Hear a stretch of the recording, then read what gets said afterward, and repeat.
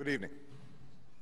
Tonight, I can report to the American people and to the world that the United States has conducted an operation that killed Osama bin Laden, the leader of al-Qaeda.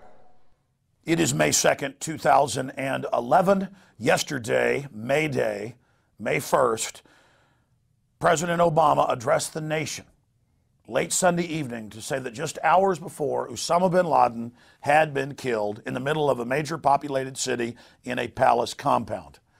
My friends, this is a complete and total hoax, and we predicted with total precision, with inside sources going back more than 8 years ago, exactly what would happen. It's on record that Steve Pieczenik, who worked as the top deputy to Henry Kissinger, and who also is a high-level Council on Foreign Relations member, was interviewed back in April of 2002 and said that bin Laden was dead and that was on ice, and that in the future he would be used at a politically expedient time to bolster the government in the eyes of the people. Mr. Pieczenik, extremely high-powered. Here's the quote. "I worked with Osama bin Laden," Pieczenik told Jones, adding that he later turned terrorist hunter during subsequent administrations. And then he went on from that point. This is just a few months after 9/11, early 2002, to break this down. Now, I was the first to ever have an insider come out and say this. Then Madeleine Albright in 2003, on December 17th, went on Fox News program and said that he was dead and on ice, and that the Bush administration was thinking about rolling him out during the 2004 election if they needed it. But then because of that coverage, the inside baseball was they didn't. Now, even before she went public, a year and a half after I first broke this news, I had a White House source here in Austin, Texas. You know, a lot of folks live here in Austin, but we're also in the Bush administration because they came from Texas. Bush had just been governor here. And I was told by an extremely high-level White House source this information. Separately, I then confirmed through another White House source here in Austin through a separate party. Ladies and gentlemen, this was completely staged. All right, there's the whole CIA background of Osama bin Laden. There's the fact that it comes out that Anwar al-Awlaki, that his number two, running all these terror attacks, is hanging out secretly at the Pentagon. There's the government lying about WMDs and our destroyers being attacked to get us into Vietnam.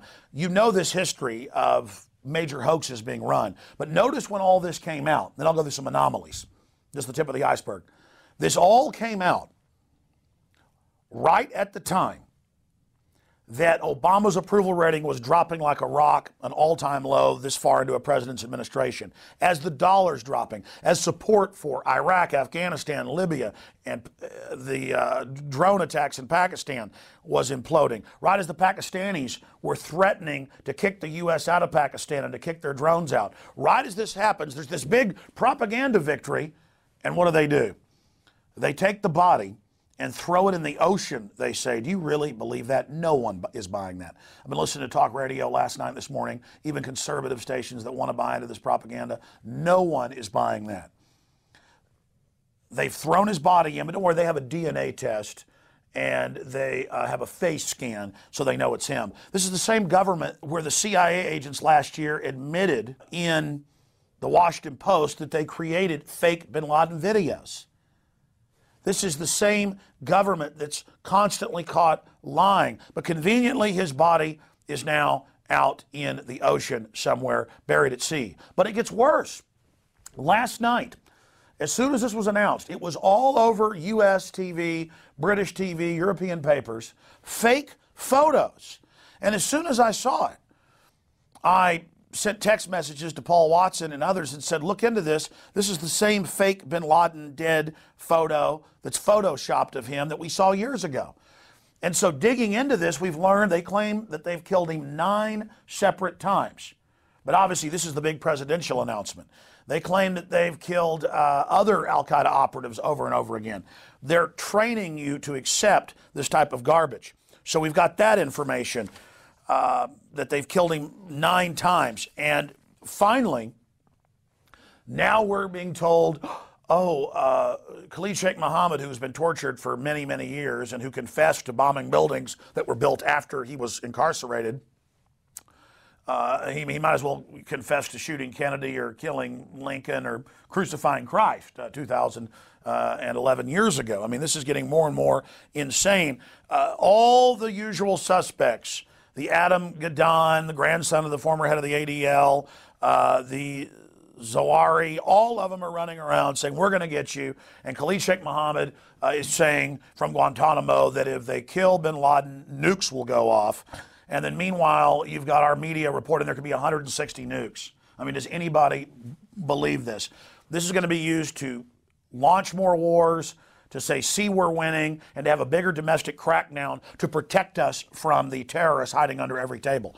Make no mistake, we got sent over 2 years ago, the Homeland Security MIAC reports, 90+% of the Homeland Security activity is against gun owners, conservatives, libertarians, in the fetters, people that understand the real enemy of this country are the offshore banks that have come in and taken over this nation. So right as our country's being imploded, right as the world government's being announced, right as we go into the Depression, here's this PR move about, boy, we're walking a little taller today, got a spring in my step. It's all a wag the dog Hollywood production. My friends, we'll continue to cover all the other developments. There's so much more at Infowars.com, on the live radio show, and the video feed at PrisonPlanet.tv. So continue to watch Infowars.com and PrisonPlanet.com. We've got about 1 million people roughly hitting the site an hour right now. This is the biggest news story we've ever been involved in, obviously, as the whole world is looking for answers to what's happened. But that's just some of the points, and more anomalies are coming out. And they announced this on a Sunday night, so they dominate the news cycle this week. But already, people are not buying into it across the board. It is a fairy tale. If you believe this, then I got a bridge I'm wanting to sell you. And I've got some oceanfront property in Arizona. Again, continue to be skeptical, continue to research, and understand that we have all the inside sources. And then Bear, the former CIA commander, all of them on record saying he was dead a long time ago. They've known this. He was a convenient boogeyman. Remember Bush saying, I don't care where he is. I'm not worried about him. And now they're basically just announcing this to signify not the end of the war on terror, but to basically bring in false flag attacks or the threat of attacks as a pretext to relaunch and expand the police state that's been set up for the American people. Visit Infowars.com and PrisonPlanet.com. When you're on the site, you can also tune in 24 hours a day to my daily radio broadcast. There's also a free iPhone app to listen to the syndicated radio show when and where you want.